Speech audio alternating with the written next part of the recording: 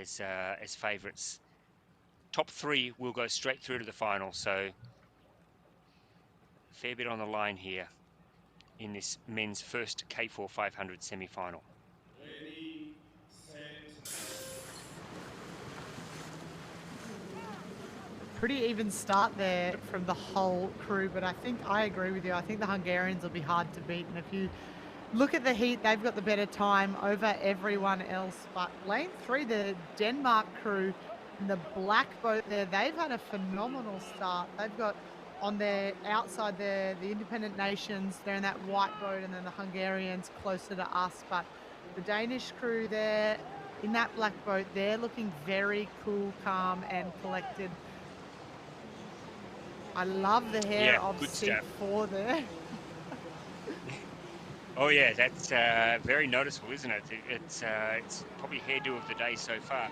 The Danes now, they've been hauled in though by the Hungarians, who are now starting to put their foot down. They've got some rhythm going now, the Hungarians. So they, I think, have just taken the lead. Maybe it's very close between the Hungarians and the Danes.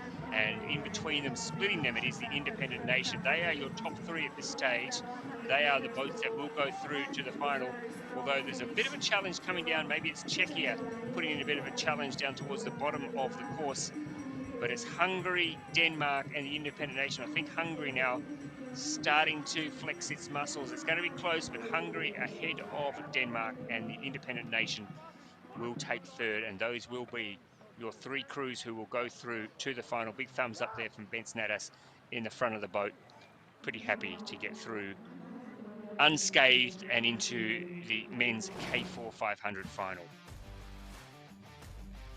And I think now that's 2 Hungarian boats through to the final. I think one qualified straight through to the final this morning from the heats. And so I wouldn't mind betting there'll be a race within a race in the final tomorrow morning. The top Hungarian crew might get the nod for the European and World Championships later on this year. But, you know, those top 3 crews there, the Hungarians, independent nations, and the Danish crew, you know, they had it tied up from almost 50 meters in. And that's the thing with K4 racing, particularly the men's boats, is they reach such high speeds that once they're at that top speed, it's really hard to come over the top of another crew.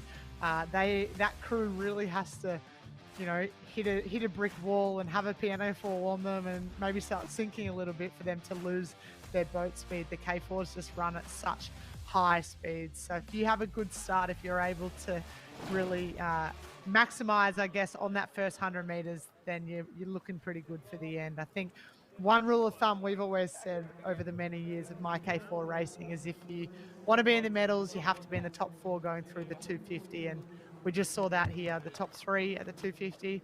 That was the top 3 at the end. But the Hungarians here hopping out of their boat, they would be very happy with themselves. They're on their home course. They've got home support there.